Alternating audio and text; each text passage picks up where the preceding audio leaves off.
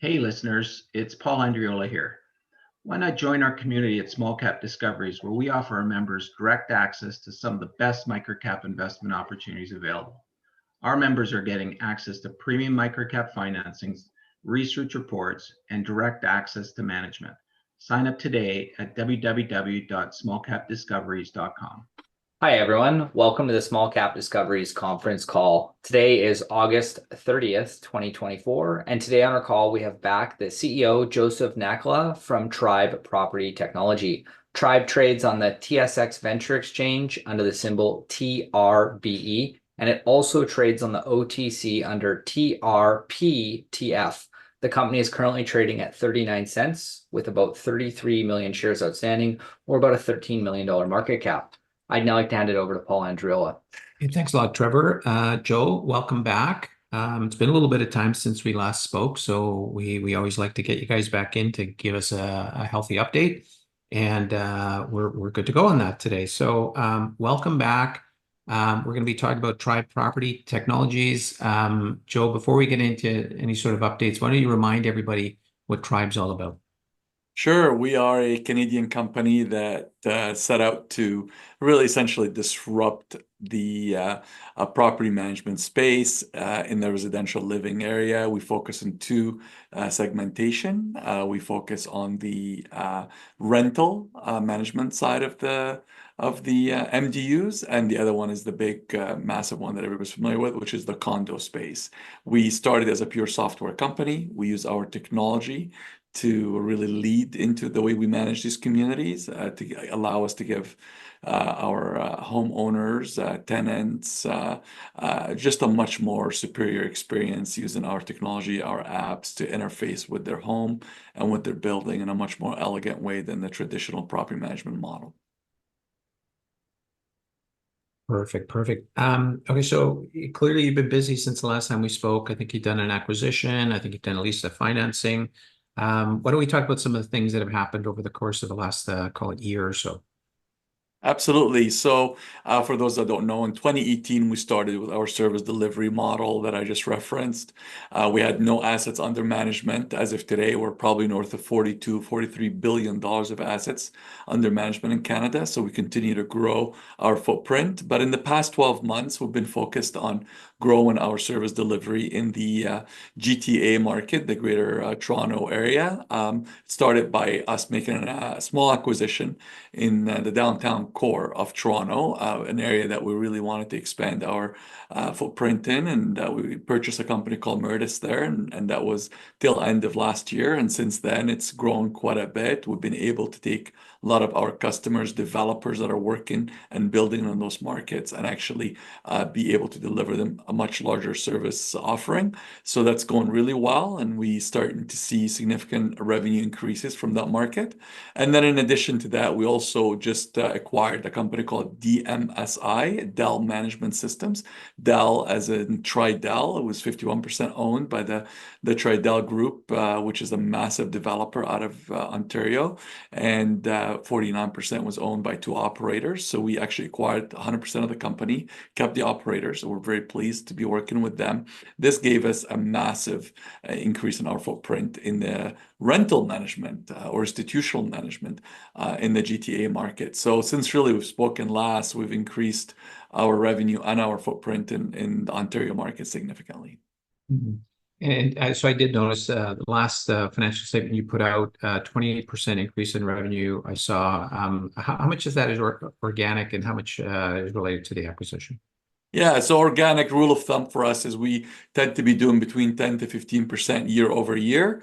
And then the rest of it could be usually associated with acquisitions. We didn't get the benefit of the full in the quarter of the full acquisition that we made. We only had about 6 weeks or 7 weeks.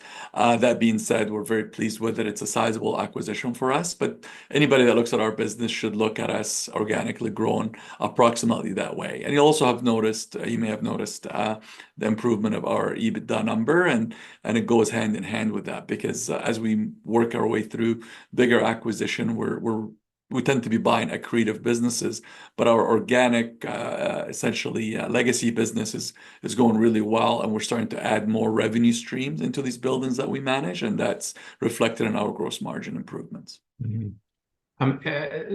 Recently, there's been a lot of talk about, rental shortages and the issues around rent increases and things like that. How do you play into that? Or maybe, alongside that, what trends are you seeing in that space? Yeah, it's all relevant to us from our point of view. Best way to describe it is if it's a building that's up and running, it needs to be managed, right? So really, shortage, no shortage, interest rates, all that stuff has kind of become secondary. These buildings that are erected where people live in them, we have to manage them.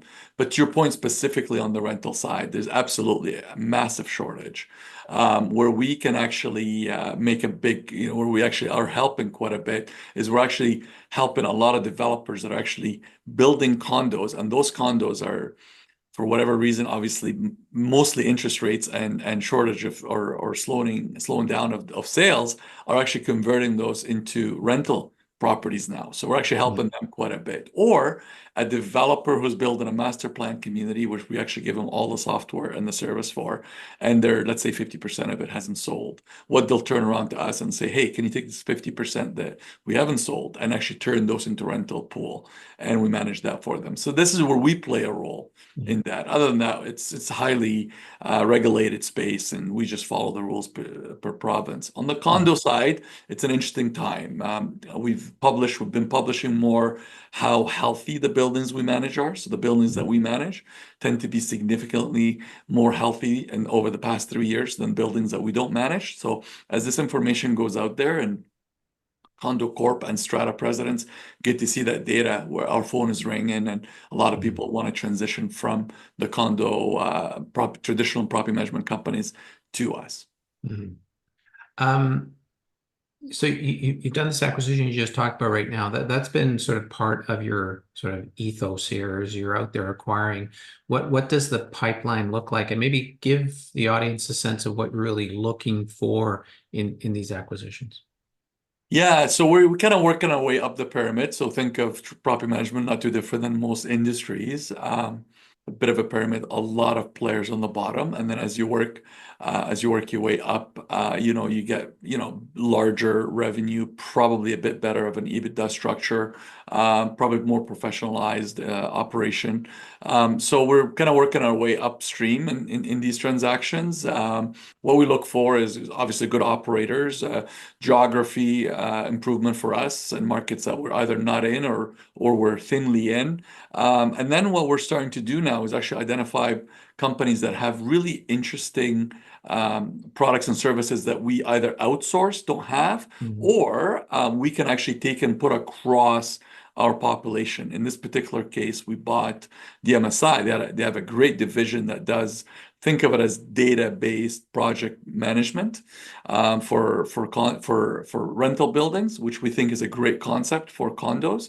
So we're actually taking that product set and actually giving it a lot of our data from the rest of the country and actually putting it into our condos, and that's going to be expected to drive dollars to the bottom line. So there's a number of items we look at in a transaction, but most importantly for us is it has to be cash generating. Perfect. I want to remind everybody that's listening, if you've got a question you'd like me to ask Joseph, as always, just use the chat function on the side and we'll ask the question. Okay, so acquisitions, there's a degree of organic growth that you get. You said sort of high single digit, low double digits. What other things are you launching? What other new initiatives apart from M&A or sort of your core business? What excites you right now? Well, I mean, our thesis isn't just to be a property management company. We've been doing that really well. The thesis really is we digitize these communities. We look at millions of transactions that are occurring on there. And what we've done for the last 12 months is we've launched a number of products and services that are very specific to the communities that are data-driven, that actually make sense. So let me be less vague on it.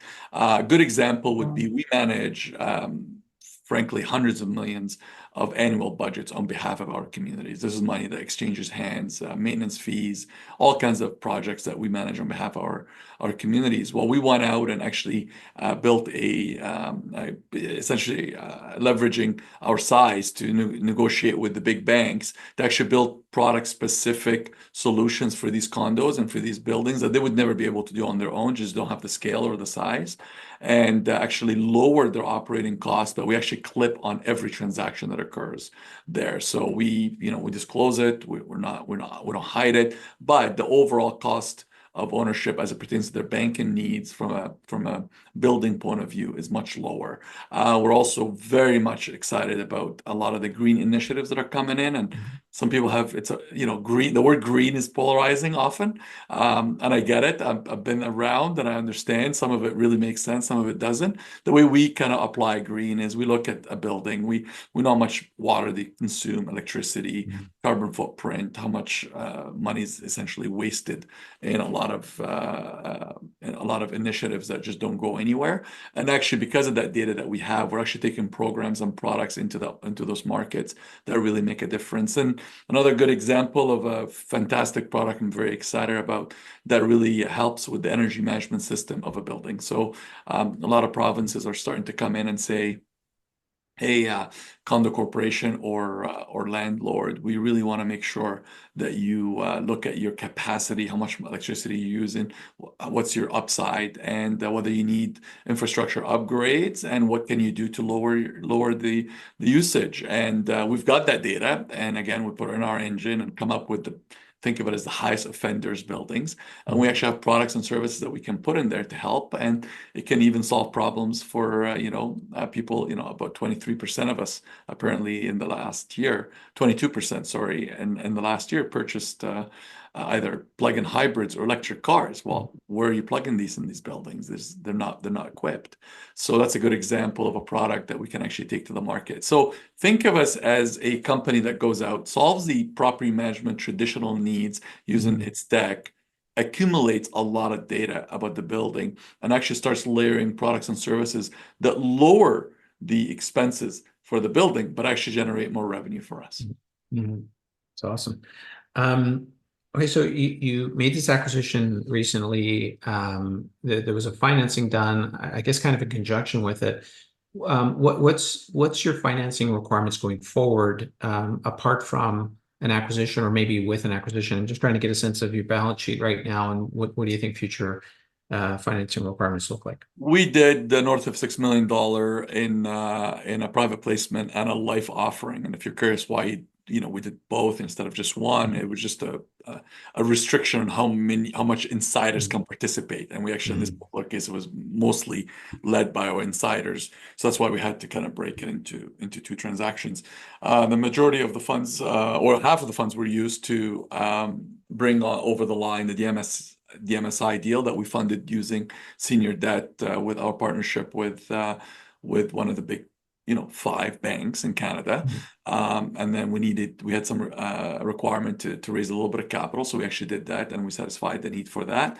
Our cash requirement to get to cash generating, which is our goal for 25. I mean, we expect 24 to be EBITDA positive and 25 to be starting generating cash. But our cash requirements are pretty much in hand. We don't really require anything else from the market. However, to your point, if we're going to be making bigger acquisitions, we may be needing to go to the market there, but we're not planning on it for a while. We think our stock is ridiculously valued, and we won't be issuing any stock anytime soon. Fair enough. Okay, why don't we jump on some of the questions that have come in? I think you've answered some of these by now, but again, you had mentioned EBITDA positive. You think you'll be EBITDA positive, I think you said in 2025. EBITDA positive by the end of this year. By the end of this year. We're Okay, going to turn that corner at the end of this of 24.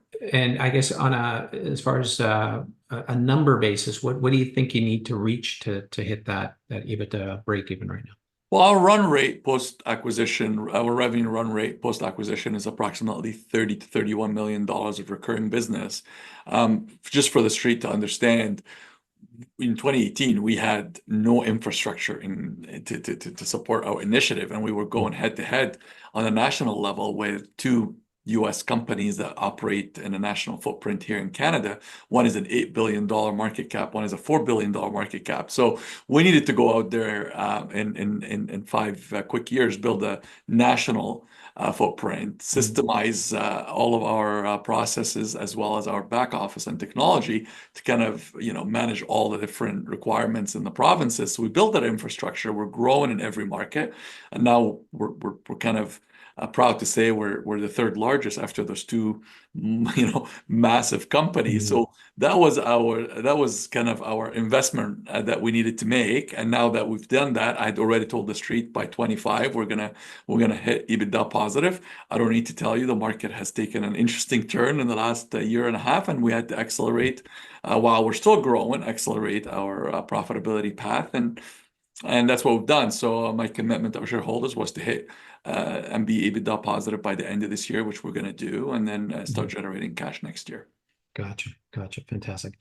Okay, so Pablo asks, how much do insiders own, and did they participate in the last round of financing? You've kind of answered that, but what it maybe gives a sense of ownership percentages right now. And yeah, there's essentially six partners own more than 60+% of the stock. I'm one of them.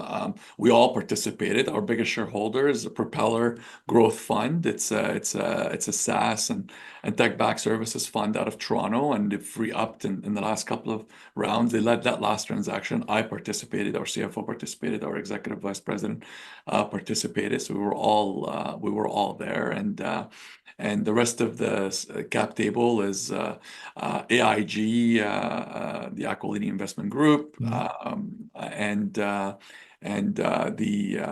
TY and Sons, which is a large developer here in Western Canada, and the Peterson Group. And the Peterson Group is the group, you may not recognize the brand, but it's the group behind the Shangri-La and the Fairmont developments. So it continues to be. We're very, very lucky with some fantastically supportive shareholders. We don't have any customer concentration specific to our shareholders, by the way. So in case anybody in the chat thinks, 50% of our revenue comes from a specific shareholder, we're not that company. We've got almost 1,000 customers, and they're just completely diversified. We don't have customer concentrations issues. That being said, they are supportive of our business, and when they do build some great buildings, we usually are the company to go to when it comes to their needs. Gotcha. Okay, question in from Nolan says, what's a fully diluted share count? Do you know? We're 30, I believe 35 million fully diluted shares. Perfect. Okay, awesome. And then there's a question about you. Joseph, what's your background? Oh, somebody actually cares about that. That's cool. We all care. Yeah. Well, my educational background, I guess, is civil and structural engineering. But I cut my teeth in the corporate world on GIS and GPS solutions, which sounds like a made-up thing. This was a thing at one point. Old guys like me know what in the mid-90s we actually had to go and map and digitize the world. So I was very active in that. And then I was the COO of a company, a Vancouver company that grew significantly. I was a COO of a company called TO Networks that in 2017 we had a great exit and sold to PayPal. We know Hamid very well. So he's one of a kind. Absolutely. He's a dear friend. Definitely quality guy. His birthday yesterday, by the way. Oh, is it? I only know, actually the 26th, not yesterday, a couple of days ago. I only know because it's my wedding anniversary, and Hamid was the MC of my wedding. That's how close. Oh, fantastic. Yeah, you should remember those dates. Yeah, I should. Thank God I do. Yes. Yeah. Okay, so Nolan asks, gross margin is around 41%. How's that split between recurring revenue and transactional revenue? Yeah, good question. I just do want to let us know that I'm one of those CEOs that actually doesn't like to have internal KPIs and external KPIs and kind of take the KPIs to the street that sound better. So our gross margins, for somebody that doesn't know how we calculate it, might think, oh, it's a little low for a tech-backed services company. Well, the truth of the matter is we put everything in our cost of goods associated with delivering service. This includes compliance and hosting, and it includes all of our accounting staff that actually works on the delivering the financial service for these buildings. So the overwhelming majority in our cost of goods is actually in the compliance and the licensed property managers that are actually delivering the service, and the managing brokers and the hosting services that we've got, the digitization of all the buildings. We actually throw all that stuff in there, inclusive of AP, AR, all the activities around the how the building is operating. So that's that's why G&A is really not a whole lot outside of that. So quite a bit of our staffing and our requirement to deliver service are all of it essentially is in there. How it's broken, the overwhelming majority of that is around the recurring revenue associated with the fees that we deliver. We call that software and services fees, which is about 80% of our revenue, composition-wise, and approximately 20% of composition of our revenue is from the other incremental services, in-app purchases, the financial services that I was talking about earlier, really high gross margin stuff. Gotcha. And Joseph, what challenges are you facing with the business? What sort of keeps you up at night right now? Different stages. When you're at 5 million recurring, you're like, okay, as you get into the 10 million, it's a different stage. And then now that we're fully national, operating in 9 markets, it's different types of challenges. It's funny. It's not pricing. Let me tell you what it's not. It's not pricing, and it's not even new business per se, because the truth of the matter is, as you have data that shows that buildings that you manage are much healthier, you actually have an opportunity now to cherry pick new businesses coming through the door. Look, I think this is probably a generic statement as it pertains to my observation. I sit on a couple of boards and I see it. Since COVID, I still think a lot of our staff, and this is not just a tribe thing, it's just across the board. I still feel like we're not okay. We're dealing with a lot of stuff coming out. So I really, really stress and worry about how well our staff is doing across the divisions that we have. Of just naturally speaking to somebody about that publicly recently. I'm just noticing in a lot of, even coming out of universities and colleges, I'm very involved in coaching and just mental health. I'm concerned about the impact of that, where we put work as it pertains to priority in life. So this isn't a tribe concern. It's just a concern. I see it. We do see it in tribe because obviously that's staffing is always an interesting challenge for a company that's growing the way we're growing. Obviously the market conditions have not been great, and I don't blame.